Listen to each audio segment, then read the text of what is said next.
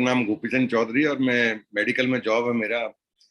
33 साल से मैं सरकारी नौकरी में हूँ as a chief senior nursing officer, और पार्ट टाइम इस खूबसूरत से प्यारे से बिजनेस को बिल्ड कर रहा हूँ। देखिए, आज आप और हम कोई ट्रेनिंग नहीं करेंगे।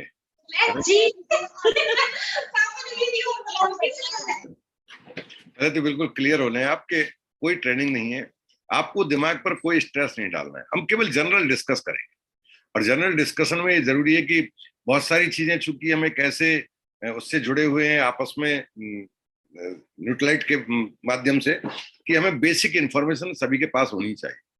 ठीक, कुछ कॉमन डिजीज है आज की तारीख में, उनके बारे में बात करेंगे। कॉमन सभी को लगभग, जिसे देखो हर तीसरा आदमी परेशान है। ठीक, तो ऐसी क्या क्या डिजीज है, कैसे पहचाने, क्या सप्लीमेंट दें, क्या नहीं देना चाहिए, कब कौन सा सप्लीमेंट देना चाहिए, हम सप्लीमेंट की बात आखिर कर क्यों रहे हैं, हमें सप्लीमेंट की वास्तव में जरूरत है भी या नहीं है, क्यों जरूरत है हमें, वो सारी चीजें हम सिंपल सिंपल शब्दों में डिस्कस करेंगे। आपके पास अगर किसी तरह का कोई क्वेरी आती है तो जिन्होंने आपको बुलाया है उनसे वो क्वेरी को आप बिल्कुल रिमूव कर लें, किसी तरह का कंफ्यूजन रखने की जरूरत नहीं। दूसरी बात, हम कोई दवाई की बात नहीं कर रहे हैं ना, मेडिसिन एक अलग डिपार्टमेंट है और डाइटरी सप्लीमेंट एक अलग डिपार्टमेंट है। एक ऐसी इंडस्ट्री जो इंसान को बीमार होने के बाद एक्टिवेट होती है, दैट इज सिक इंडस्ट्री, और एक ऐसी इंडस्ट्री जो इंसान को बीमार ना हो उसके तरीके बताती है। और अगर कुछ खान पान में कमी की वजह से बीमारी हो जाए तो उन खान पान की चीजों को पूर्ति करने से उस बीमारी से बाहर आ जाते हैं आप। तो कई बार लोगों को ये गलतफहमी होती है कि हम दवाइयों के बारे में बात करते हैं या ये बीमारी में कारगर होती हैं। नहीं, ये बीमार ही नहीं होने देती आप। ठीक, तो सबसे इंपॉर्टेंट है, हमें सप्लीमेंट की आखिर जरूरत क्यों है। देखिए, हमारा शरीर है, ये किसी चीज से चलता होगा। गाड़ी है आपकी पेट्रोल की तो पेट्रोल चलती है, सीएनजी की सीएनजी चलती है, आपकी डीजल गाड़ी है डीजल चलती है। तो हर एक उसके व्हीकल के लिए भी एक ईंधन की जरूरत है। सेम ये बॉडी इज योर व्हीकल, ये शरीर है आपका, ये वाहन है एक तरह से, या ये कहिए दुनिया का सबसे जटिल वाहन है, चलता फिरता वाहन, सबसे जटिल वाहन है ये। इसके लिए भी किसी ना किसी ईंधन की जरूरत होगी, और वो जो इसको ईंधन दिया जाता है उससे हम लोग खाना कहते हैं। उस खाने के अंदर पोषक तत्व होते हैं, जैसे कि डीजल के अंदर आप मान लेते हैं, डीजल का अगर खराब खराब क्वालिटी का डालें तो जिस इंजन को जितने समय के लिए बनाया गया था शायद उससे पहले वो कहीं ना कहीं डिफेक्ट देना शुरू कर देगा, या पेट्रोल व्हीकल है आपके पास, वो डिफेक्ट देना शुरू कर देगा। सेम ये शरीर है हमारा, इसको भी एक प्योर फॉर्म में जो खाना है वो चाहिए। अब सवाल उठता है खाना क्या है। जो भी आप मुंह से लेते हैं आपके शरीर के अंदर जाता है, जिससे आपकी भूख शांत होती है, वही आपका खाना है। इसका मतलब है कुछ भी डाला जाए पेट भर जाए तो वही खाना हो गया? नहीं, हर एक खाने के अंदर न्यूट्रिशन वैल्यू होती है। एक तो होता है सिर्फ पेट भरने वाला जुगाड़, और एक होता है उसको संतुलित मात्रा में लेना, संतुलित आहार जिसे कहते हैं। अब संतुलित मात्रा में क्या भोजन की क्वांटिटी की बात कर रहे हैं हम? नहीं, वो हर एक का अलग होगा, हर एक का एज के हिसाब से अलग होगा, उसके हैबिट के हिसाब से अलग होगा, उसके स्टमक साइज के हिसाब से अलग होगा, सबका वो जो क्वांटिटी है वो डिफरेंट होगी, लेकिन क्वालिटी सबकी सेम होगी। क्वालिटी का मतलब है एक संतुलित खाने में, हमारे खाने में चाहिए, हमें प्रोटीन चाहिए, विटामिन चाहिए, मिनरल चाहिए, फैट चाहिए, कार्बोहाइड्रेट चाहिए, फाइबर चाहिए। ये सब एक निश्चित अनुपात में चाहिए। यदि ये अनुपात गड़बड़ा जाए किसी कारण से तो हमारा शरीर डिफेक्ट देने लगता है। हम कहीं ना कहीं, ये शरीर बता देता है कि कुछ ना कुछ गड़बड़ है, और जो गड़बड़ नजर आती है उसी को आप और हम बीमारी के नाम से जानते हैं। वो कोई भी हो सकती है, किसी भी क्षेत्र में हो सकती है। अच्छा, हमारे शरीर में जो भी हम खाते हैं वह ओवरऑल शरीर को तो चलाता है, लेकिन हमारा शरीर जो बना है ये बहुत सारे सिस्टम्स हैं इसके अंदर। आपका रेस्पिरेटरी सिस्टम अलग है जिससे हम सांस लेते हैं, है ना। हमारा एक नर्वस सिस्टम अलग है जो हमें सूचनाएं भेजता है। हमारा डाइजेस्टिव सिस्टम अलग है। ऐसे अलग अलग तरह के बहुत सारे सिस्टम्स बने हुए हैं, और हर सिस्टम की जरूरत अलग होती है। हम चूंकि मुंह से खाते हैं इसलिए हम हमेशा जो बात करते हैं 5-6 जो एलिमेंट उनके बारे में बात करते हैं, लेकिन एक चीज के बारे में कभी बात नहीं करते। जो भी शरीर में जाता है वही आपका खाना है, चाहे वो खाने के माध्यम से जा रहा हो, चाहे वो सूंघने के माध्यम से जा रहा हो। सबसे ज्यादा इंपॉर्टेंट हवा लेके इनहेल करते हैं जो हम, दैट इज ये हवा जो हम लेते हैं इसमें ऑक्सीजन होती है। अब हम ऑक्सीजन के बारे में कभी बात नहीं करते क्योंकि ऑक्सीजन को हम खाते नहीं है, ऑक्सीजन को हम पीते हैं। और हम हमेशा खाने के बारे में बात करते हैं, इसलिए हम कभी पानी के बारे में बात नहीं करते, हम सिर्फ ये 6 एलिमेंट के बारे में बात करके रह जाते हैं। सवाल उठता है सप्लीमेंट की आखिर जरूरत क्यों है। देखिए, हम जो भी कुछ ले रहे हैं उसके अंदर इस बात को कौन इंश्योर करेगा और क्या गारंटी है कि हम जो चीजें हमारे शरीर की आवश्यक चाहिए थी, वो आवश्यक तत्व हैं, वो एक सही संतुलित मात्रा में ले रहे हैं। हमें नहीं पता। तो इसके दो ही तरीके हैं। एक तो ये कि हम रैंडमली ले लें, हम ऐसा मानते हुए कि हम जो ले रहे हैं भाई ठीक है, इसमें सब कुछ कंप्लीट है, हमारा संतुलित है, हमें किसी की जरूरत नहीं है, तो भी एक माइनर सा गैप रह जाता है। हम उसकी गारंटी नहीं लेते कि हम बिल्कुल कंप्लीट फूड ले रहे हैं। ये मैं नहीं बोल रहा, ये रिसर्च बताती है, WHO बताता है, आप कितना भी अच्छा खाएं फिर भी आपके खाने में आप पूरे पोषक तत्व जिनकी आपके शरीर को चलते रहने के लिए आवश्यकता है, वह आप सही मात्रा में दे ही नहीं पाते बॉडी। उसके बहुत सारे रीजन है। मैंने पहली बात कहा था, आज हम ट्रेनिंग नहीं करेंगे, हम डिस्कशन कर रहे हैं केवल। रीजन क्या है? पहली चीज, हम उतनी मात्रा में एडिकेट क्वांटिटी जो होती है उस मात्रा में नहीं खा पाते, ये एक पहला रीजन होता है। दूसरा, शुद्ध नहीं खा पाते। शुद्धता की तो गारंटी खत्म हो गई, शुद्ध मिलेगा भी कहां से? ठीक, हम बहुत चूजी हो गए हैं। हम का मतलब सिर्फ आप और हमारी एज की बात नहीं कर रहा मैं, हर ह्यूमन बीइंग की बात कर रहा हूं, चाहे वो बच्चा ही क्यों ना हो। हम वह ज्यादा खाना पसंद करते जो हमारी जीभ अलाउ करती है, टेस्ट जिसे कहते हैं ना, हम टेस्ट की तरफ जाते। हम टेस्ट कॉन्शियस हैं, ना कि हेल्थ कॉन्शियस। जो चीज टेस्टी लगी वो हमने खा ली, जो चीज टेस्टी नहीं लगी वो हमने छोड़ दी। हो सकता है जो चीज आपको और हमको टेस्टी नजर नहीं आ रही थी वो हमारे शरीर के लिए ज्यादा इंपॉर्टेंट थी, और हो सकता है जो चीज हमें टेस्टी नजर आ रही वो हार्मफुल थी, लेकिन चूंकि वो टेस्टी नजर आई और हम टेस्ट कॉन्शियस हो गए, इसलिए हमने उसको एक्सेस मात्रा में खा लिया। तो जिस चीज की जरूरत थी वो तो रह गई बॉडी में, और जिस चीज की जरूरत नहीं थी वो एक्सेस चली गई। तो इससे क्या हुआ, हमारी बॉडी के अंदर इन 5 एलिमेंट का संतुलन बिखर गया, और जैसे ये इनबैलेंस हुआ वैसे ही मामला सारा गड़बड़ होना शुरू हो गया। ठीक, अगर लंबे समय तक किसी आवश्यक तत्व की कमी हमारे शरीर में बनी रहे, तो हमारे शरीर के लिए वो जो आवश्यक तत्व की कमी थी, वो जिस चीज के लिए रेस्पॉन्सिबल था, वो किसी न किसी ऑर्गन को कहीं ना कहीं डिफेक्ट कर देगा। ऑर्गन का मतलब है हर ऑर्गन अपने आप में एक सिस्टम क्रिएट करता है, और जो सिस्टम है वह सिस्टम किसी एक पर्टिकुलर और एक से ज्यादा एक्टिविटी के लिए रेस्पॉन्सिबल होता है। तो उस सिस्टम का जो फंक्शन था वो डिसफंक्शन में कन्वर्ट हो गया। तो उसको चलाए रखने के लिए जिस चीज, जैसे आपके इंजन को लुब्रिकेंट की भी जरूरत है, और फायर अगर आप उसको चला रहे हैं तो उसके लिए पेट्रोल की भी जरूरत है। तो पेट्रोल तो आप दे रहे हैं, लेकिन लुब्रिकेंट नहीं दिया तो इंजन सीज हो जाएगा ना। सेम हमारी बॉडी के लिए अलग अलग चीजों की जरूरत थी, उसमें से अगर किसी चीज की एक या एक से ज्यादा तत्वों की लंबे समय तक कमी हो गई, तो वो कमी हमारे उस ऑर्गन के जो फंक्शन है उसको डिसफंक्शन में कन्वर्ट कर देगा, जिसकी वजह से वो ऑर्गन हमारा डैमेज हो जाएगा, बीमार पड़ जाएगा। और उसका प्रभाव ये एक एक दूसरे से जुड़े हुए हैं, जिसका प्रभाव हमारी ओवरऑल बॉडी पर आ जाएगा, और जिसकी वजह से उसके फंक्शन जब बिगड़ेंगे तो हमारे शरीर के अंदर जो एक स्वस्थ इंसान के लक्षण होने चाहिए तो वो ना होकर एक बीमार इंसान वाले लक्षण हमें शो करने लगेंगे, दिखने लगेंगे, जिसकी वजह से हम अपने आप को बीमार घोषित कर लेते हैं। और हम कहाँ भागते हैं? हम भागते हैं फिर हॉस्पिटल की तरफ।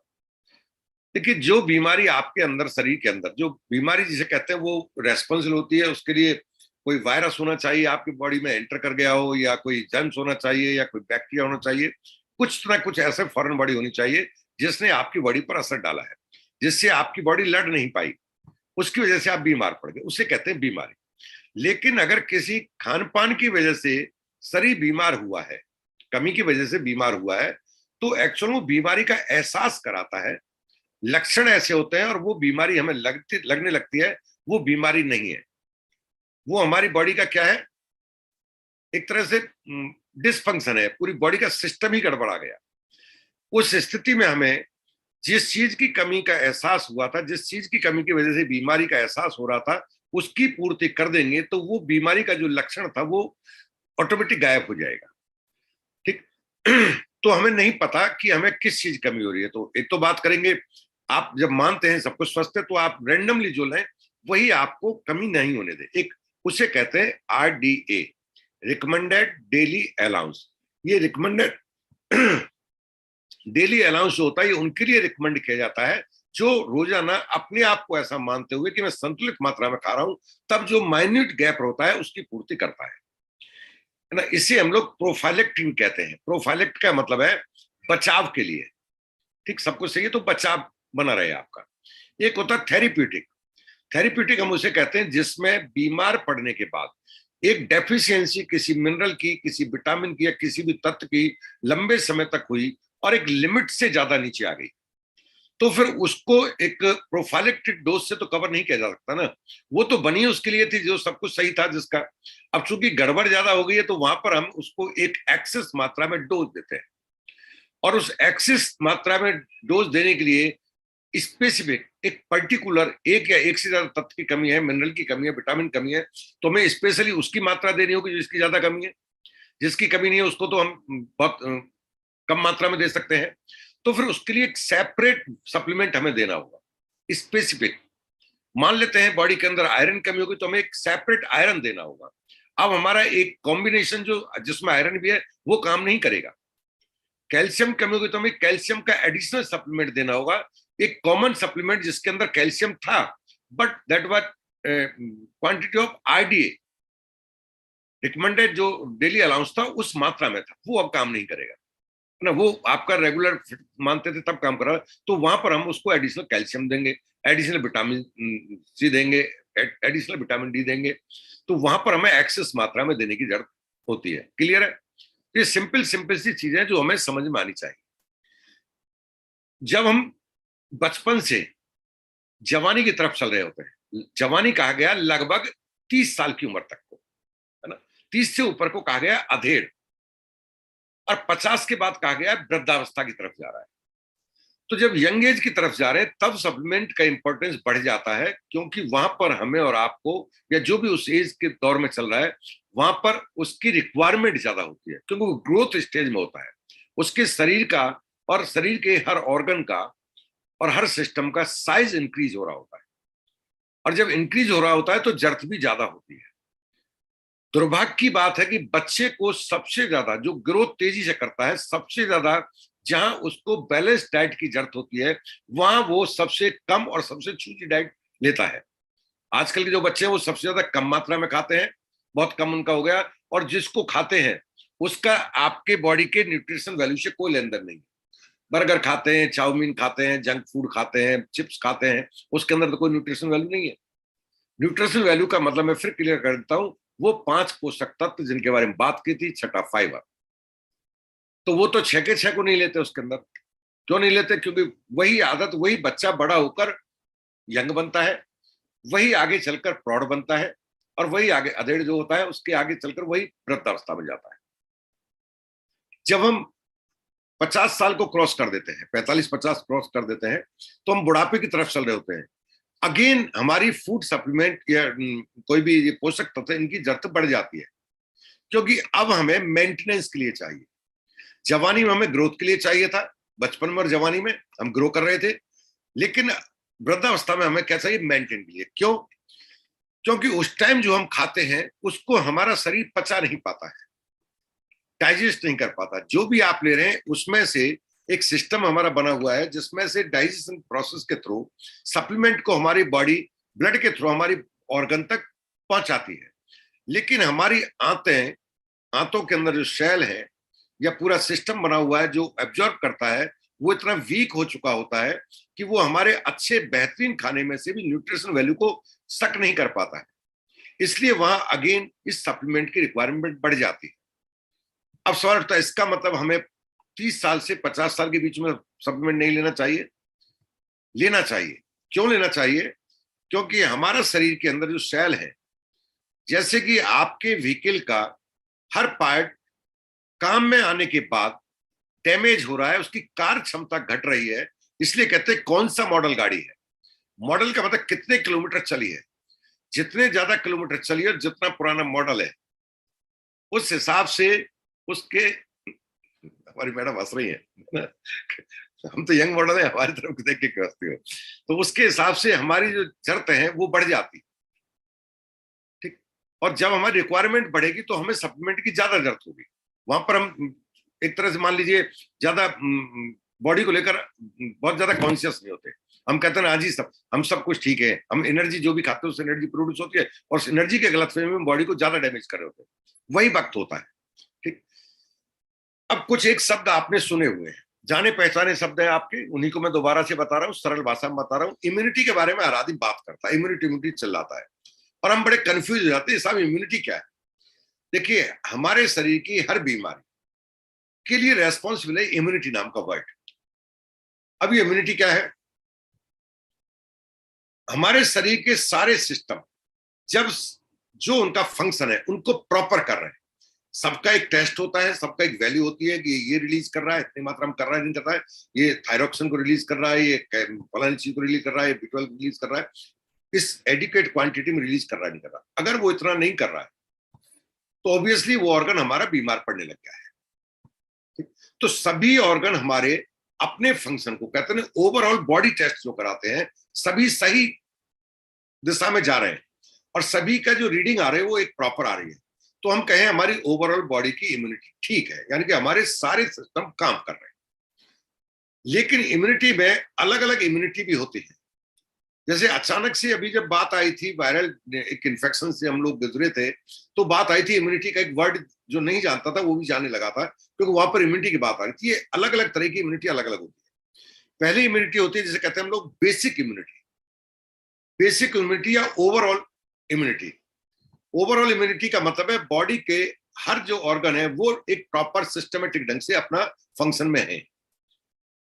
उस ओवरऑल बॉडी के फंक्शन को बनाए रखने के लिए आपको जिन सप्लीमेंट की जरूरत है वो सप्लीमेंट लेने चाहिए। मैं उनके नाम बताऊंगा आपको, आपको वो सप्लीमेंट लेना, क्यों लेना है वो मैं बता दूंगा। और ये सप्लीमेंट में आप चूज नहीं कर सकते, क्योंकि ये जो बताए जा रहे हैं रिकमेंडेड डेली अलाउंस है, यानी कि आप ऐसा मानते हैं, आप फिट हैं, सब कुछ बड़े ले रहे हैं, तो आपको एक उस मात्रा में उसको लेना है। ये ऑलरेडी एक्सेस मात्रा में नहीं दिए जा रहे आपको, ये आप फिट मानते हुए दिए जा रहे हैं। आपको लेना है प्रोटीन 1 ग्राम पर केजी बॉडी वेट के हिसाब से, क्योंकि हमारी बॉडी की ज्यादा जरूरत है, या ये कहीं सबसे महत्वपूर्ण एलिमेंट जिसको तत्व आप कहेंगे वो आपका है प्रोटीन। हमारी बॉडी में हर सेकंड सेल्स मर रही हैं और हर सेकंड दोबारा से नई बन रही है, क्योंकि एक सेल का लाइफ साइकिल 40 डेज होता है, तो 40वां दिन हर सेकंड हो रहा है पूरा। तो एक सेल मर रही है और दूसरी बन रही है, उसकी जगह एक नया सेल लेता है। ये जो सेल बनने की प्रक्रिया होती है, इसमें सबसे ज्यादा इंपॉर्टेंट जो रोल अदा करता है दैट इज प्रोटीन। और प्रोटीन के अंदर जो एमिनो एसिड होते हैं ये सभी मिलकर एक चेन रिएक्शन बनाते हैं, और ये रिएक्शन जो होती है लाखों तरह के केमिकल कंपोजिशन बॉडी के अंदर बनाती है, जिससे बॉडी के हर ऑर्गन की रिक्वायरमेंट पूरी होती है। तो आपकी बॉडी के हर ऑर्गन के अंदर बनने वाली सेल, सभी सेल एक जैसी नहीं होती। सभी सेल की संरचना एक जैसी होती है, लेकिन सेल एक जैसी नहीं होती। सभी के अंदर अलग अलग फंक्शन होते हैं, अलग अलग तरह की सेल होती है, सबकी अलग अलग क्षमता होती है। ठीक, हार्ट के मसल्स के लिए अलग टाइप की सेल चाहिए, तो स्किन के मसल्स के लिए, आपके या फेस के स्किन के लिए मसल्स के लिए अलग टाइप की सेल चाहिए। तो ये जो अलग अलग तरह की एंश्योर कर सके कि बॉडी के हर ऑर्गन का जो सेल डैमेज हो रहा है वो एक परफेक्ट सेल बने, आने वाला सेल जो बने वो परफेक्ट बने, उसके लिए रॉ मटेरियल बॉडी के अंदर चाहिए प्रोटीन। मजे की बात कही कि प्रोटीन बॉडी कभी स्टोर करके नहीं रखती है, इसकी जरूरत हर सेकंड होने के बाद भी, रात को जब आप सोते हैं तब भी होने के बावजूद भी बॉडी इसको स्टोर नहीं करती है। ये बॉडी की एक अजीब सी विडंबना है, इसको परमात्मा ने ऐसा ही बनाया है। चूंकि उसकी जरूरत हर सेकंड है और स्टोर है नहीं, तो फिर ऐसी स्थिति में क्या करें? हम इस बात को पक्का कर दें कि हमारी बॉडी में, चाहे हम सोए या जागें, हमारी बॉडी के अंदर जो रिक्वायरमेंट प्रोटीन है सेल को बनने के लिए वो बॉडी में मौजूद रहे। और ये प्रोटीन मिलता है हमें अपने खाने से, लेकिन हर सोर्स में प्रोटीन नहीं होता। हमें चाहिए हमारे शरीर के बराबर वजन का प्रोटीन, यदि हमारी उम्र 30 साल से ज्यादा है तो। यदि हमारी उम्र इससे कम है, हम ग्रोइंग फेज में है, खासतौर से हम बच्चे हैं, तो 1.25 ग्राम चाहिए। और 12 साल से बड़े हो गए, 18 साल की तरफ जा रहे हैं, तो हमें 1.5 ग्राम चाहिए। प्रेगनेंसी के अंदर महिला को ये 1.25 ग्राम चाहिए। तो इसकी जरूरत बढ़ती है, लेकिन हम एक जनरल सी बात करें तो 1 ग्राम पर केजी बॉडी वेट के हिसाब से हमारी बॉडी को ये चाहिए होता है। अगर इसकी डेफिशिएंसी हुई तो जो सेल बनेंगी वो प्रॉपर फंक्शन करने वाली सेल नहीं बनेंगी, और बॉडी के जिस ऑर्गन की सेल प्रॉपर नहीं बनी वही ऑर्गन कहीं ना कहीं हमें बीमार की बीमारी की तरफ ले जा रहा होगा, और वही वही ऑर्गन हमारा, इसलिए कहते हैं देखो किसी को लिवर डैमेज है, तो किसी को आंखें का कैटरेक्ट आ गया है, तो किसी को डायबिटीज हो गई है। शरीर एक है, फिर बीमारी अलग अलग क्यों है? हर बीमारी के लिए एक पर्टिकुलर ऑर्गन रेस्पॉन्सिबल है। तो सभी ऑर्गन प्रॉपर काम करें आपके लिए, इसके फर्स्ट प्रायोरिटी पर रखना है आपको प्रोटीन, दूसरा रखना है आपको न्यूट्राइट डेली। डेली क्यों रखना है? क्योंकि हमारे शरीर में चाहिए हमें 24 विटामिन और मिनरल। अब 24 विटामिन मिनरल के हर एक विटामिन के लिए, हर एक मिनरल के लिए अलग अलग तरह के सोर्स है। इतने सारे सोर्स हम कहां ढूंढते फिरेंगे, और कहां से मिलेगा, और क्या गारंटी मिल जाए उसके अंदर? जो बॉडी के अंदर प्रोसेस चलता है, उस प्रोसेस के अंदर चलाए रखने के लिए एक खास चीज की जरूरत होती है, दैट इज विटामिन और मिनरल। वो इंश्योर कर दिया हमने कि वो भी पूरी मात्रा में है, पूरे 24 के 24 है, चाहे उनकी क्वांटिटी कम क्यों ना हो। वो इंश्योर करने के लिए आपको एक डेली ही काफी है। न्यूट्राइट डेली के अंदर 24 के 24 विटामिन और मिनरल मिल जाते हैं। तीसरी चीज है आपका ओमेगा 3। इन तीनों के कॉम्बिनेशन को कहा जाता है पीडीओ। ओमेगा 3 का क्या रोल है? हमारी बॉडी के अंदर प्रोटीन, कार्बोहाइड्रेट, विटामिन, मिनरल और फैट। फैट हमें जो चाहिए, 2 तरह के फैट की जरूरत होती है। वैसे तो 3 तरह के फैट होता है, लेकिन हम मोस्टली जिनको जानते हैं और जिनकी जानने की जरूरत है, ओमेगा 3 एंड ओमेगा 6 है ना। और भी होते हैं, उनके हमें जानने की जरूरत नहीं है। तो ओमेगा 6 के तो बहुत सोर्स है हमारे पास। हर वो चीज जो चिकनाई से भरपूर है, वो ओमेगा 6 प्रोवाइड करा देती है आपकी बॉडी। आपकी बॉडी में जो भी चीज आप ले रहे हैं, वो अगर लुब्रिकेंट एहसास करा रहा है लुब्रिकेशन का, तो उसके अंदर फैट मौजूद है। और फैट सब्जियों तक में होता है, आपके अनाज में फैट होता है। आप और कुछ तो हम जो सब्जी में जानबूझ के विजिबल फैट होता है, वो हम काम में ले रहे होते हैं। विजिबल का मतलब है ऐसा फैट जिसे आप पहचान सके, दिखाई देता हो आपको। इनविजिबल फैट जिसकी आपको जानकारी तक नहीं होती। आप मूंगफली खाते हैं तो 43% फैट को खा जाते हैं बैठे बैठे, है ना। आप कुछ भी तिल के लड्डू खाते हैं तो आप एक एडिशनल सोर्स फैट का ले रहे होते हैं, आपको पता भी नहीं होता। तो इनविजिबल फैट अलग होता है, विजिबल फैट अलग होता है। लेकिन ऐसे बहुत कम नॉन सोर्स हैं जो ओमेगा 3 के सोर्स जिन्हें हम बॉडी के अंदर डाल रहे हैं। मोस्टली ड्राई फ्रूट, महंगाई के जमाने में कहाँ ड्राई फ्रूट खा पाते, और खाते तो कभी कभी शौकिया 2 काजू डालने से, या एक बादाम को, नमकीन बादाम को, रोस्टेड बादाम को खा लेने से आपके ओमेगा 3 की पूर्ति कभी नहीं होती। तो ये जो ओमेगा 3 और ओमेगा 6 है, इनका एक निश्चित अनुपात होना चाहिए बॉडी के अंदर, है ना। 1:5 होना चाहिए वैसे तो, लेकिन ये अनुपात भारत के अंदर 1:80 और 80 को ज्यादा को क्रॉस कर चुका है। अगर ये इनबैलेंस होगा तो हार्ट से रिलेटेड बहुत सारी डिजीज पैदा होने लगेगी। सिर्फ हार्ट से रिलेटेड ही नहीं, हमारे न्यूरो से रिलेटेड डिजीज पैदा होने लगेंगे। हमारा ब्रेन के अंदर मेमोरी लॉस होने लगेगा, ब्रेन श्रिंक होने लगेगा।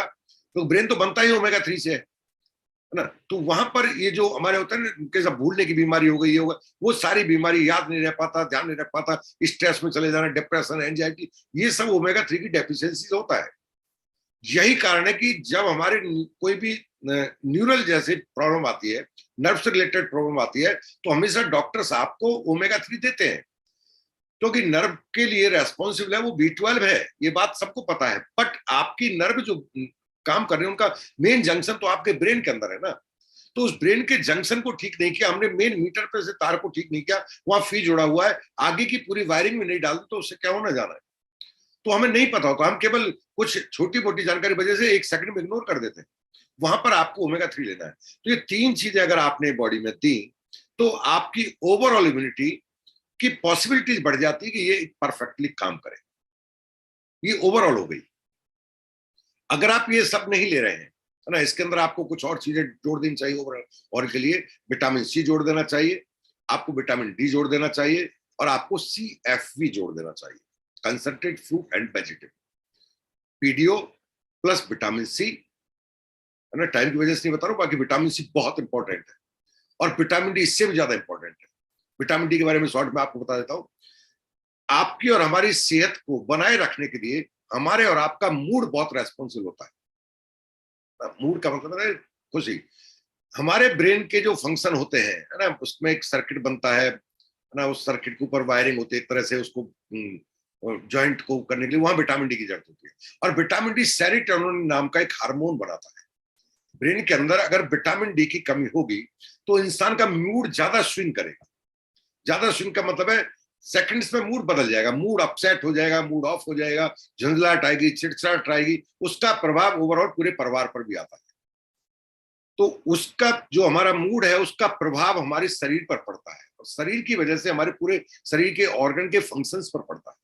इसलिए विटामिन डी जरूरी होता है। ठीक है, तो विटामिन डी और कंसंट्रेट फ्रूट एंड वेजिटेबल, हम सही मात्रा में फल और जो सब्जियां खाते हैं उनके छिलके तो हम कंज्यूम ही नहीं करते। छिलकों के अंदर बहुत ज्यादा महत्वपूर्ण पोषक तत्व मौजूद होते हैं। हालांकि हमारे हर सप्लीमेंट के अंदर छिलकों से मिलने वाला जो इंपॉर्टेंट तत्व है दैट इज फाइटोन्यूट्रिएंट वो मौजूद होता है, लेकिन वो बहुत मिनिमम मात्रा में होता है। हमें वो भरपूर मात्रा में देने के लिए वो एक्सेस मात्रा में जो मौजूद होता है स्पेशली उससे बनता है, that is concentrate fruit and vegetable नाम की एक टैबलेट आती है। वो अगर आप ऐड कर लेंगे तो आपके 6 प्रोडक्ट हो गए, पीडी हो गया, विटामिन सी हो गया, विटामिन डी हो गया और सीएफ हो गया। तो आप कह सकते हैं कि मैंने मेरी बॉडी को पूरी तरह से एक तरह से क्या किया है, उसके चार तरफ एक प्रोटेक्शन लेयर खड़ी कर दी है। मेरी बॉडी मैंने अपने आप को प्रोटेक्ट कर दिया है। यूं ही साधारण बीमारी से जब लोग इधर उधर जा रहे हैं, बीमार हो रहे हैं, तो मैं अपने आप को बीमारी से बचाए रख सकता हूं। That is overall immunity. एक इम्यूनिटी होती है हमारी सीजनल इम्यूनिटी, जो कि सीजन के हिसाब से हम बीमार पड़ते हैं। हम पूरी साल सही रहेंगे, बुखार नहीं आया, कुछ नहीं होगा, बट मौसम में बदलाव आया तो हमें छींक आने लग गई, हमें थोड़ा इनहेल करने में प्रॉब्लम होने लगी, हमें थोड़ा अस्थमा का अटैक आने लगा। तो वो सीजनेबल होता है। सीजन जब भी हमारे समाज के अंदर या भारतवर्ष के अंदर 6 ऋतु होती है, 4 कहते हैं हम लोग, बट 6 सीजन होते हैं ये। इसका मतलब है हर 2 महीने में सीजन बदलाव खाता है, हर 2 महीने में सीजन बदलता है। तो जब सीजन बदलता है तो बॉडी के अंदर कुछ ना कुछ, बॉडी का टेम्परेचर बढ़ जाना, बॉडी के अंदर छींक आ जाना, अचानक बॉडी आपको सांस में लेने में प्रॉब्लम हो जाना, ये बीमारियां आने लगती है। तो उनसे बचने के लिए हमें क्या करना है, हमें बेसिक इम्यूनिटी के साथ साथ सीजनल इम्यूनिटी में हमें कुछ मात्रा बढ़ा देनी है, एक्सेस। चूंकि उस समय पर हमारी बॉडी की उस सीजनेबल इम्यूनिटी की रिक्वायरमेंट बढ़ जाती है, तो हमें उस टाइम के जो आरडी रिकमेंडेड डेली अलाउंस है जो आपके हैं, उससे एक्सेस मात्रा में बॉडी को कुछ सप्लीमेंट देने की जरूरत है। और वहां पर आपको 2 या 3 सप्लीमेंट ऐड कर देने चाहिए। अच्छा हो उन्हें आप लगातार रखें, इसलिए कहता हूं उन्हें लें और फिर ड्रॉप कर दें और फिर ले सकते हैं और फिर ड्रॉप कर सकते हैं। कंटिन्यूस ना लें तो कोई बड़ी बात नहीं है। दैट इज विटामिन सी और तुलसी।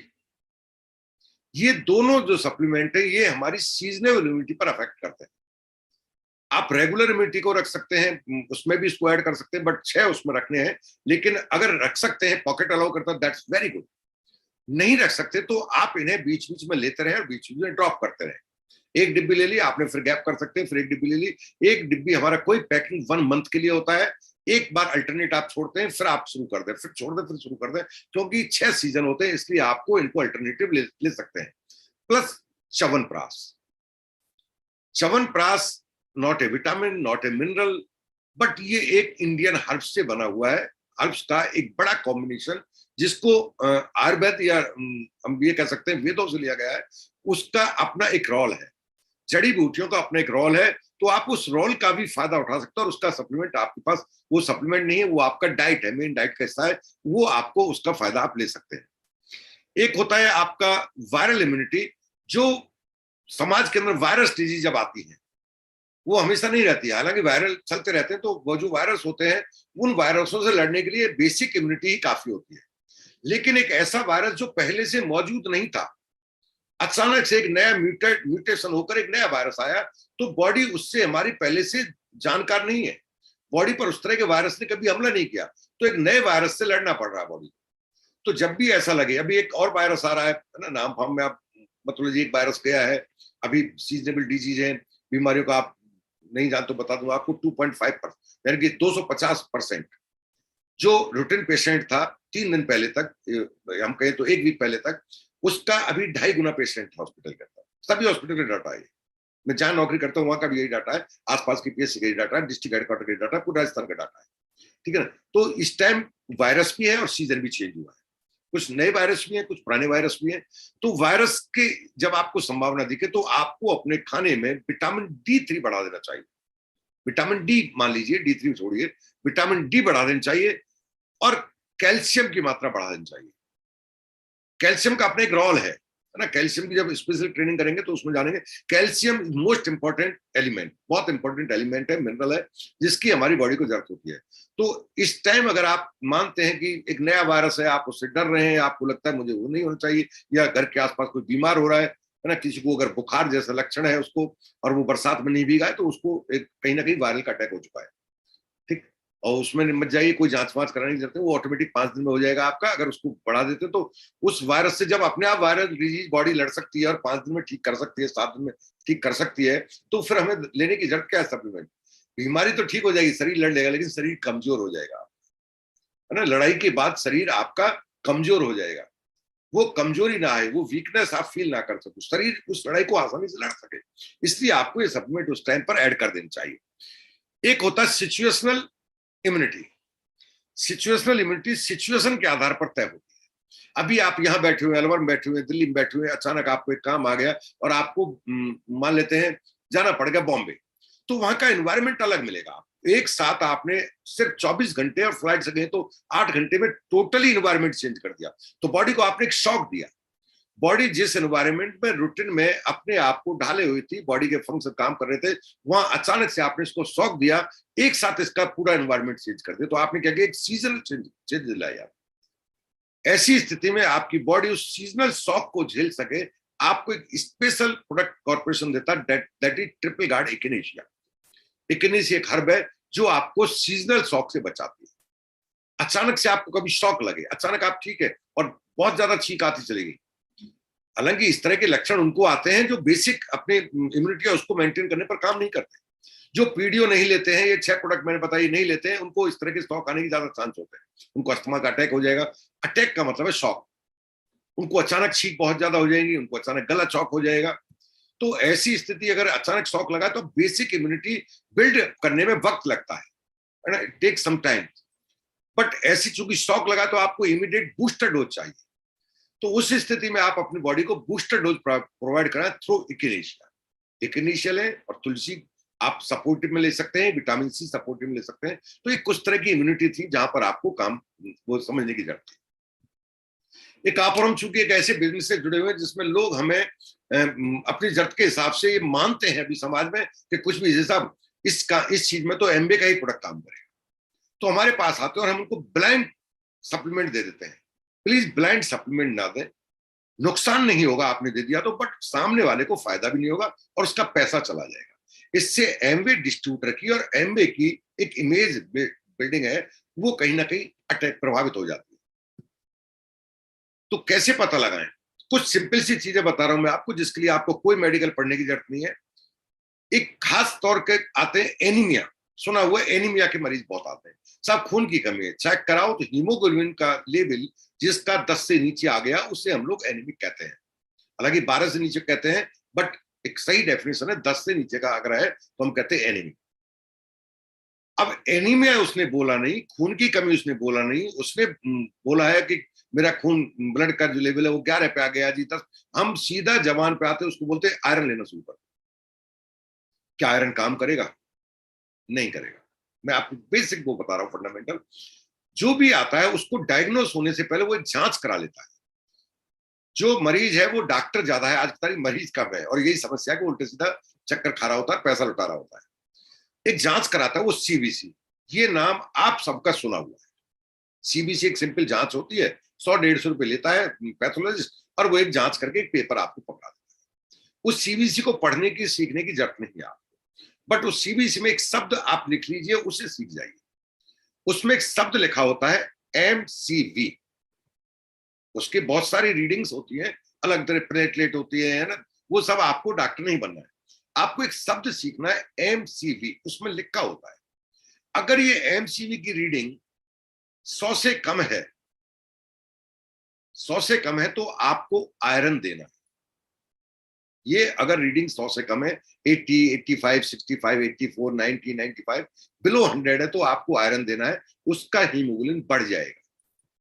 बट अगर ये 100 से ऊपर है और आपने आयरन दिया तो वो बिल्कुल काम नहीं करेगा, संभावित है उसका हीमोग्लोबिन घट जाए। संभावना क्या है? उसका हीमोग्लोबिन घट जाए। उस स्थिति में आपको उसको B12 देना है, ना कि आयरन। अगर ये एमसीयू की रीडिंग मोर देन 100 आ रही है तो आपको क्या देना है, आपको देना है B12, ना कि आयरन। अगर ये 100 से कम है तो आपको आयरन देना है। वह आयरन तेजी से रिजल्ट दे, 15 दिन में 1.5 ग्राम बढ़ाता है हमारा ये जो आयरन है ना, 1.5 से 3 ग्राम तक एक महीने में बढ़ा देगा। 15 दिन में 1.5 ग्राम आसानी से बढ़ा देता है, लेकिन अच्छा रिजल्ट लेने के लिए आपका देना है, इसको इंश्योर करना है कि बॉडी इसको एब्जॉर्ब कर जाए। हमारे सप्लीमेंट का एब्जॉर्ब करता है, हमारा सप्लीमेंट 100% एब्जॉर्बेबल है न्यूट्रालाइट के, बट आपकी बॉडी ने अगर रिजेक्ट किया तो सप्लीमेंट क्या करेगा? तो इसको इंश्योर करने के लिए आपको उसके साथ विटामिन सी ऐड करना है। अगर ये एमसीयू की रीडिंग लेस देन 100 है तो फिर उसको इंश्योर कर दो कि अब उसको ये आयरन की पूर्ति हो ही जाए, 3 सप्लीमेंट के द्वारा होगी। उसको प्रोटीन देना है, उसको आयरन देना है, उसको विटामिन सी देना है। आयरन की हमारी जो डोज है उसको आप सुबह शाम दे सकते हैं, अगर उसका हीमोग्लोबिन 7 से 10 के बीच में आ चुका है। तो हीमोग्लोबिन 10 से ऊपर है तो उसको आप एक टैबलेट दे सकते हैं। बट अगर उसका एमसीवी मोर देन 100 है तो आपको उसको प्रोटीन देना है और आप उसको नेचुरल बी देना है, और नेचुरल बी आपको सुबह दोपहर शाम देना है। अब आप देखिए कितना बेहतरीन रिजल्ट है। पैसा तो बेचारा खर्च कर रहा है, वो तो आप पर ट्रस्ट करता है।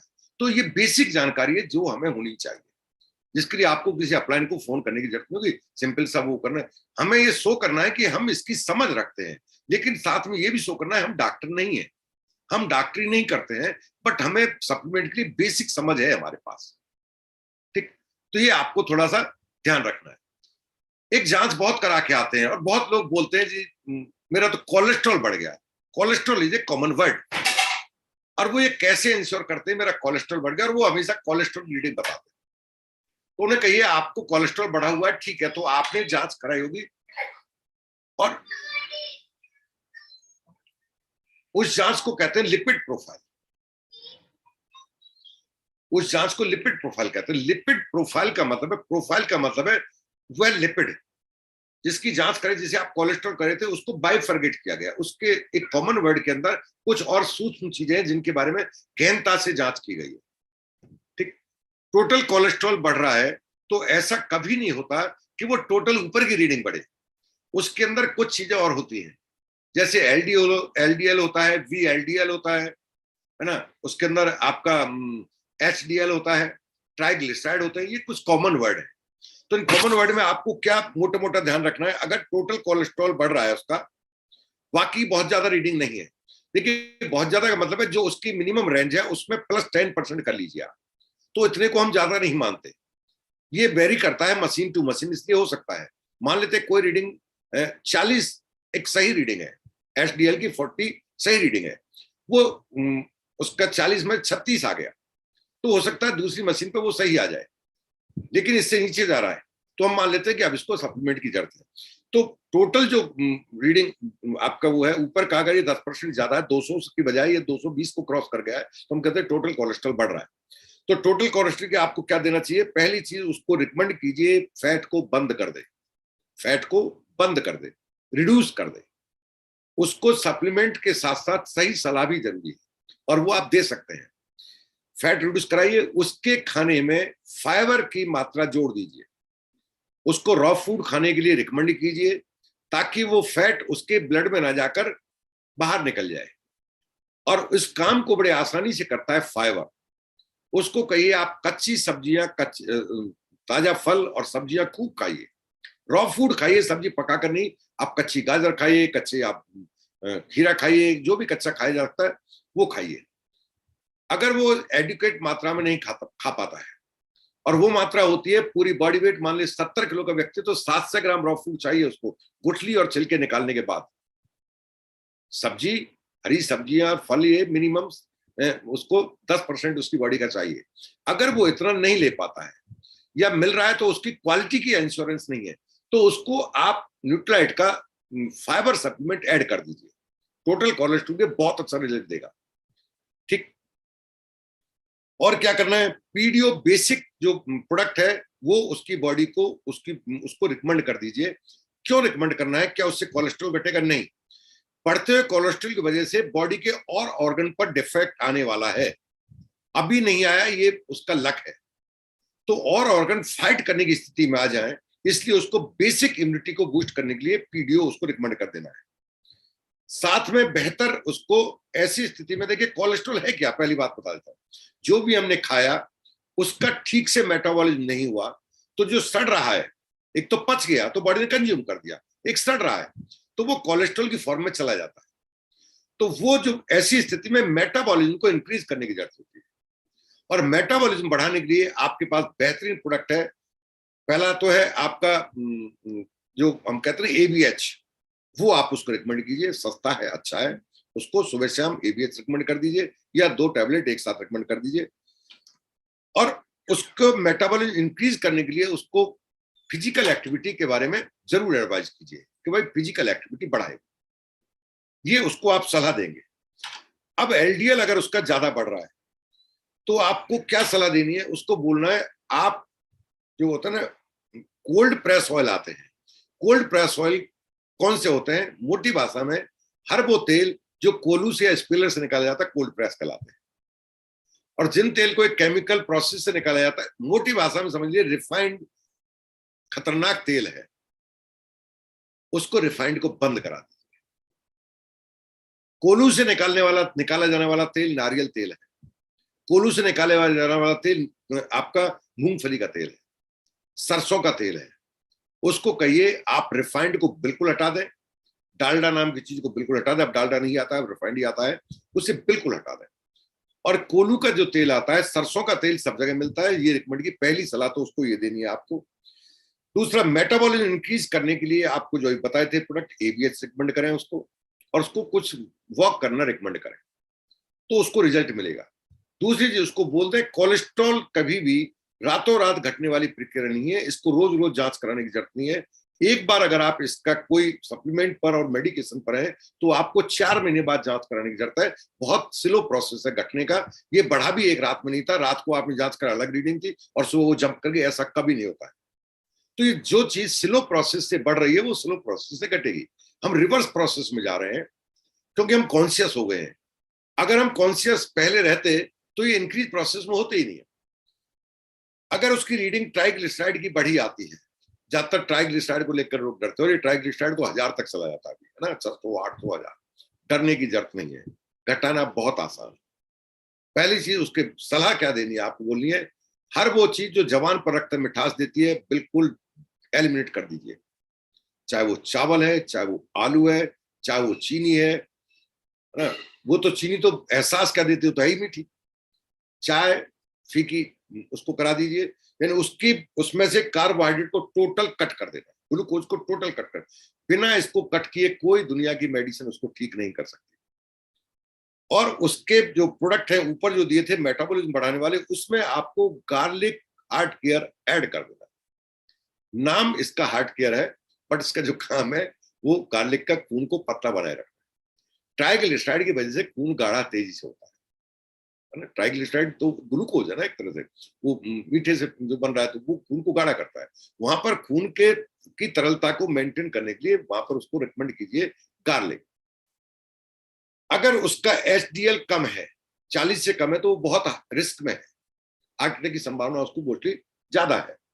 मैं पहले बोल रहा हूं, हम डॉक्टर नहीं बन रहे, हम बेसिक जानकारी रखते हैं।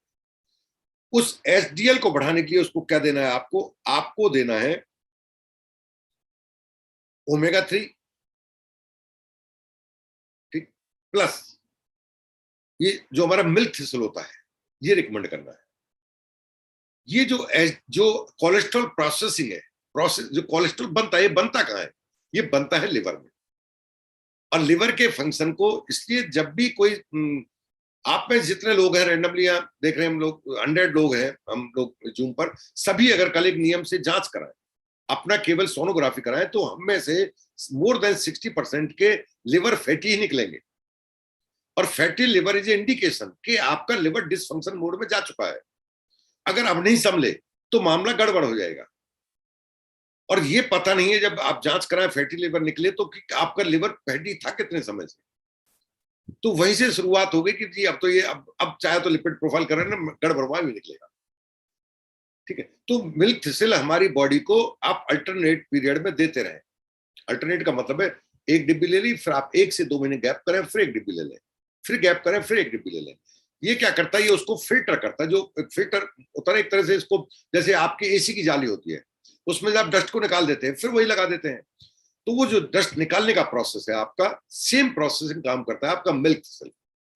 मेटाबॉलिज्म को तेजी से आप बढ़ाना चाहते हैं, तो मेटाबॉलिज्म बढ़ाने के लिए आप ले सकते हैं, हमारा लिवर के लिए आता है वो CH balance. CH balance boost करता है आपके लिवर के फंक्शन को। अगर एक साथ रीडिंग आपकी कोलेस्ट्रॉल लेकर डराने वाली है और आप डर गए, तो आप सीएच बैलेंस से शुरुआत कर दें। सीएच बैलेंस की एक डिब्बी जरूर ले लें, ठीक है ना। वो तेजी से उसको आपके जो फिल्टर जो लिवर है उसको तेजी से क्लीन करेगा, उसको एक तरह से प्रोटेक्शन देगा। इसलिए कहते हैं उसके अंदर रिच एंटीऑक्सीडेंट प्रॉपर्टी है। मैंने पहले बताया एंटीऑक्सीडेंट का मतलब बॉडी के हर सेल के लिए अलग तरह का एक ऑक्सीडेशन प्रोसेस होता है, इसलिए बहुत सारे अलग अलग एंटीऑक्सीडेंट है। Vitamin C antioxidant, vitamin A antioxidant, vitamin D antioxidant. But इसका मतलब ये नहीं एक ही एंटीऑक्सीडेंट बॉडी के हर तरह के सेल को काम करेगा। इसलिए कहते हैं जब से मैं सी ले रहा हूं तो फिर एक ही बात क्यों करो, मल्टी कैरोटीन बात क्यों करते हो भाई? आप किस काम के लिए ले रहे हो? आप आंख के लिए ले रहे हो तो आपको मल्टी कैरोटीन काफी है। बट आप बॉडी के ओवरऑल के लिए ले रहे हो, आपके सेल्स का जो फ्लूइड पार्ट होता है सेल के अंदर उसके लिए ले रहे हो तो आपको काफी है, आप विटामिन सी ले सकते हैं। बट आपके बॉडी के अंदर फैट जो सेल का बाहर का खोल बना होता है दैट इज फैट से बना होता है, उसको प्रोटेक्ट करने के लिए ले तो आपको फैट सोल्यूबल लेना है, आपको विटामिन ई लेना है, आपको विटामिन ए लेना है, आपको विटामिन डी लेना है, ऑल आर फैट सोल्यूबल। लेकिन आपको स्पेशल लिवर को इम्यूनिटी को बूस्ट करना है तो आपको सीएच बैलेंस लेना है। सीएच बैलेंस जो रिच एंटीऑक्सीडेंट है और ऑर्गन पर भी काम करेगा बट स्पेशली लिवर पर काम करेगा। तो किसको क्या देना है उसकी बेसिक जानकारी बात कर रहे हैं। एक बहुत आते हैं शरीर दुखता है, शरीर दुखता है, ये साधारण सी बीमारियां, ये जो बीमारी का रूप ले गई है नहीं बीमारियां सब। जैसे देखो मेरा शरीर दुखता है, शरीर दुखने के 2 कारण है। पहला कारण है उसकी मांसपेशियों का कमजोर हो जाना और दूसरा कारण उसकी हड्डियों को कमजोर होना, है ना। एक टाइम बचेगा तो एक अलग है, एक क्रॉनिक फटीग एक चैप्टर लगे मेरे पास, है ना, 5 मिनट का है, अगर टाइम बचेगा तो 1 सेकंड में म्यूट कर देता हूं। ये गेट खोल गई है, ठीक। बॉडी एक, अब चूंकि आपको नहीं पता क्या है, वो विटामिन डी की जांच कराएगा नहीं, वो कैल्शियम जांच कराएगा नहीं, इसलिए आप दोनों का इलाज एक साथ करेंगे। मसल्स के उसके लिए स्पेस आते हैं उसको, है ना, एक तरह से स्पेस को आप क्या कहें, बाइटे कहते हैं, तो बाइटे का मतलब वो सीधा बाइटे नहीं आएगा, स्पेस एक अलग कॉमन वर्ड है। और ये पॉल्यूशन वगैरह में रहा, कहीं पॉल्यूशन में रहा है तो उसको टॉक्सिसिटी बढ़ जाती है बॉस में, उसकी वजह से मसल्स उसकी वीक हो जाती है और वो मसल्स उसकी थकान एहसास करती है। उस स्थिति में उसको देना है न्यूट्रिलाइट डेली। मसल्स के लिए सारे विटामिन सारे मिनरल की एंश्योर करो, उसको डबल स्ट्रेंथ में देना है, सुबह शाम आपको देना है, आप देखेंगे तुरंत रिजल्ट मिलेगा, ठीक है। उसको देना अश्वगंधा। अश्वगंधा उसकी मसल्स के जो टॉक्सिसिटी उसको कम नहीं करेगा, जो बॉडी के अंदर एनर्जी बिखरी पड़ी है वो उसको इकट्ठा करके बॉडी को दे देगा। तो कहते हैं ना इंस्टेंट रिजल्ट, एनाल्जेसिक जो टैबलेट है वो तुरंत रिजल्ट देता है, वो रिजल्ट मिल जाएगा उसको।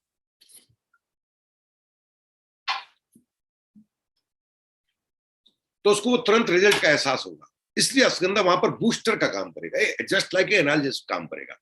अश्वगंधा एनाल्जेसिक नहीं है, क्लियर मैं कर देता हूं, अश्वगंधा एनाल्जेसिक नहीं है, लेकिन बॉडी के अंदर एनर्जी जो बिखरी पड़ी है उसको इकट्ठा करके दे देगा, तो ऐसा एहसास होगा कि एकदम एनर्जी आ गई बॉडी के। इसलिए इमीडिएट इंस्टेंट रिजल्ट देने के लिए उसको अश्वगंधा ऐड कर दें। और उसको क्या देना है आपको? आपको देना है daily plus vitamin D. Vitamin D और कैल्शियम दोनों मसल्स को स्ट्रेंथन देते हैं, मसल्स को स्ट्रेंथन देते हैं। बोन की अगर उसको बोन के अंदर बोन डेंसिटी कम हो गई है, कैल्शियम की डेफिशिएंसी हो गई है, जिसको वो जांच नहीं करा रहा है, तो ये डेफिशिएंसी अचानक से एक रात में पूरी नहीं होगी, it will take some time, ठीक है। तो ये जो दिया आपने मसल से रिलेटेड होगी तो उसको तुरंत रिलेट देगी। इसलिए कुछ लोग कहेंगे ना साहब वो तो 7 दिन में बड़ा मस्त हो गया था आपका प्रोडक्ट लेके, और मुझे साहब 2 महीने हो गए, मेरे तो कुछ आराम नहीं हो रहा है। भाई आपकी हड्डी कमजोर हो गई और हड्डी को मजबूत करने में वक्त लगेगा। अगर ये श्योर है, आपको इंश्योर है कि इसकी हड्डी कमजोर है, तो उसको कभी भी विटामिन D3 जो आता ना अपने विटामिन D3 विद K2, बिना उसके कैल्शियम मत दीजिए, रिजल्ट नहीं आएगा इतना अच्छा। लेकिन अगर आपको इंश्योर है तो उसको कहिए, थोड़ा खर्चा तो है आपका, बट आप इसलिए सप्लीमेंट ले रहे हैं कि आप ठीक होना चाहते हैं। किसी ने क्वेश्चन किया कि कब और कैसे लें, ये आपके अपलाइन आपको बड़ा इजीली बता देंगे, सिंपल है। देखिए कोई भी सप्लीमेंट को कभी भी और कैसे भी ले लीजिए, कब और कैसे में उलझना बंद करो। ये एक ऐसा कंफ्यूजन जो सबको बर्बाद करने पे तुला हुआ है। सामने वाले को बेचारे को उलझाओ मत, वो पैसे ही परेशान है, दूध से ले, सौंफ डाल, ये कुछ नहीं, जब याद आ जाए तब ले ले भाई, ले ले, इतना सा बोलना है आपको, ठीक है। तो वहां पर आप उसको विटामिन D3 और कैल्शियम देना है। एक डायबिटीज के बहुत पेशेंट है बेचारे, बड़े परेशान है, आप मदनासनी और वो रिकमेंड करते हैं, दैट्स वेरी गुड, करना भी चाहिए आपको, वो मेटाबॉलिज्म बढ़ाएगा आपका, उसके पैनक्रियाज को अदर और आगे डैमेज होने से रोकेगा। जितनी मेडिसिन पे काम चल रहा है उसी से काम चलता रहेगा, but MST is not a medicine. उसके पैनक्रियाज को जितना डैमेज हो गया उसको दोबारा से रिकवर इतनी जल्दी नहीं करेगा, उसकी डोज अपने आप घटेगी। एकदम कभी गलती मत करना, उसको बंद करा दें आप कि जो चल रहा है, ये तेरी गोली चल रही है मेटफॉर्मिन वगैरह, कोई छोड़, क्या कर, हमारा MBA का लेना तू, उसे कहो चल रही है आपकी, बहुत बढ़िया, समय पर आपने इलाज शुरू किया, इलाज को जारी रखना। लेकिन अक्सर ये देखा गया है, उसको बोलो आप, अक्सर देखा गया, और आप मालूम कर लेना, जितने लंबे समय से कोई डायबिटिक पेशेंट है, वो शुरू में जो दवा लेता है उसकी मात्रा धीरे धीरे बढ़ती जाती है, क्योंकि जिस ऑर्गन की डैमेज की वजह से वो दवाई स्टार्ट हुई थी, वो ऑर्गन का डैमेज होना बंद नहीं हुआ है, इसलिए आगे उसकी क्वांटिटी बढ़ रही है दवा की, और एक दिन वो पूरी तरह काम छोड़ जाएगा। दवा जितनी भी होती है वो बॉडी पर विपरीत प्रभाव डालती है, खासतौर से चाहे वो डायबिटीज की, सबकी दवा बॉडी पर विपरीत प्रभाव डालती है, और उस विपरीत प्रभाव को रोकने के लिए जो स्थिति होती है, वो बैड इफेक्ट को रोकने के लिए आपको क्या चाहिए, उस ऑर्गन को बचा के रखना, ताकि कम दवा पर काम चल जाए। हमारा मधुनासिनी सुंठी त्वक अगर आप सुबह शाम लेते हो, फिर वही सवाल खाने से पहले पीछे आएगा दिमाग में, जब भी लेते हो ले लो उसको, साथ में वो डॉक्टर लेते रहो। हो सकता है अगर आपने अपनी दिनचर्या में जो जरूरी परिवर्तन है वो कर लिए, तो आपको धीरे धीरे वो जो दवा ले रहे हो आप एलोपैथी की, उसकी मात्रा घटने लग जाए। और डायबिटिक वाला पेशेंट बार बार जांच करता रहता है, हर दिन और हर सप्ताह में वो उसको जांच करने के लिए रिकमेंड कर देते हैं, ठीक। तो वहां पर आप उसको दे सकते हो। उसके मेटाबॉलिज्म बढ़ाने के लिए बहुत ज्यादा ध्यान देना है। मेटाबॉलिज्म बढ़ेगा तो उसका ग्लूकोज जो बॉडी के अंदर ब्लड के अंदर रहा है, वो ग्लूकोज उसका एनर्जी में कन्वर्ट होगा। मेटाबॉलिज्म का मतलब है ग्लूकोज का एनर्जी में कन्वर्जन। अगर वो मेटाबॉलिज्म नहीं बढ़ा उसका, तो ग्लूकोज उसका लेवल बढ़ेगा। उस ग्लूकोज के लेवल को, उसको ग्लूकोज को बर्न करने के लिए उनको घूमने की सलाह दी जाती है, उनको एक्सरसाइज सलाह दी जाती है, ताकि बॉडी के ग्लूकोज को बर्न किया जा सके, ठीक है ना। वहीं पर उसको कैलोरी को बर्न करने के लिए एडवाइस किया जाता है, तभी कहते हैं घूमने जाओ। लेकिन घूमने से ठीक नहीं होगा, वो घूमने से उसका ग्लूकोज का लेवल नीचे आएगा, क्योंकि जो ग्लूकोज था वो एनर्जी में कन्वर्ट होगा, उसका मेटाबॉलिज्म रेट बढ़ गया। सिंपल सा ये कारण होता है, ठीक है ना। डायबिटीज वाले पेशेंट को, डायबिटिक एक पैनक्रियाज की बीमारी है। पैनक्रियाज के अंदर एक बीटा सेल होती है, लिमिटेड होती है, मैच्योर होती है, और वो जीवन में वो कभी बढ़ती नहीं है, वही धीरे धीरे कम होने लगती है। उनको प्रोटेक्ट करना होता है, और ये सहायक ऑर्गन है, या ये दोनों एक दूसरे को पैरेलल है, दोनों एक दूसरे को सपोर्ट करते हैं। लिवर और पैनक्रियाज होता है इक्वल, दोनों एक दूसरे को सपोर्ट करते हैं। बस फर्क इतना, लिवर के ऊपर बेचारे के ऊपर लोड ज्यादा रहता है, जो भी कुछ करता है वो सब लिवर करता है ना। आपका 0.001 सेकंड के अंदर आपका ब्लड को पूरे को साफ कर देता है लिवर, है ना। आपके बाहर का वो आया वायरस, उसको रिकॉग्नाइज कर लेता है 0.001 सेकंड का। एक बड़ा इंपॉर्टेंट ऑर्गन है ना। तो उसके सहारा देने के लिए यहाँ पर आपका पैनक्रियाज है। तो उस पैनक्रियाज को सपोर्ट देने का मतलब है आपको लिवर को भी प्रोटेक्ट करना है। तो डायबिटिक पेशेंट को अगर आप उसका पॉकेट अलाउ करता हो, तो उसको मिल्क से रिकमेंड कीजिए, जंक फूड से दूर रहे, ये एडवाइस कीजिए, क्योंकि पैनक्रियाज के बाद अब उसके लिवर पर अफेक्ट आने वाला है। हमें उसको बचाना है ऑर्गन को, इसलिए उसको घरेलू सलाह जरूर दीजिए, सिर्फ प्रोडक्ट के साथ साथ। पैनक्रियाज को सपोर्ट करने के लिए ही मदनासिनी सुंठी त्वक दी जाती है, ना कि डायबिटीज को ठीक करने के लिए। क्लियर है। डायबिटिक पेशेंट को आप कहिए कि अगर आप परेशान हैं, आप कुछ चाहते हैं हमसे, तो पहले हम और आप 10 मिनट बैठेंगे, उससे कहिए आप और हम एक गिलास ठंडा पानी पियेंगे और दिल की बात करेंगे। तब उसको समझाना है कि आप किस दौर से गुजर रहे हैं और संभावित नुकसान क्या होंगे, उसको बचा कैसे सकते हो आप, पैनक्रियाज को जो बचा हुआ उसको कैसे बचा सकते हो। तो पूरा प्रोसेस बता के अब आप ये मदनासिनी सुंठी त्वक ये काम करें, और फिर बताइए लोगों के एक्सपीरियंस। हमने देखा कि लोगों को रिजल्ट इसकी वजह से काफी बेहतरीन रिजल्ट मिलते हैं। एक हाइपरटेंशन को लेकर बड़ा वो है, जिसे देखो वो दवा खा रहा है, तो हाइपरटेंशन को लेकर कुछ इंपॉर्टेंट बात बता देता हूं। और एक मिथ को हमेशा के लिए तोड़ दो, इतना खतरनाक मिथ है, डिस्ट्रीब्यूटर मेरा परेशान है, ब्लड प्रेशर है, अरे मेरे घर में मेरी मिसेज कहती है डेली दे देंगे हमारे बाबा साहब को, पिताजी को, क्यों भाई? डायबिटिक पेशेंट को डेली जरूर देनी है, और कुछ दो चाहे मत दो, डेली जरूर देना। क्यों? रीजन बता देता हूं। अगर आपके घर में कोई भी डायबिटीज की दवा जिसके आगे एच लिखा हुआ है, डायबिटीज के आगे एच लिखा हुआ, मेडिसिन के आगे, चाहे वो टेल्मा एच है, कोई भी एच, या नहीं भी लिखा हुआ, एम्लोडिपिन भी ले रहा है सिंपल, तो भी अगर वो लंबे टाइम से ले रहा है तो उसका कल आपको सीरम आपका सीरम प्रोफाइल कराना होगा। क्या इससे? सीरम में ये पता लग जाएगा कि बॉडी के अंदर किस मिनरल की कमी है, और you will shocked and surprise, उस इंसान को सोडियम की कमी होने लगती है।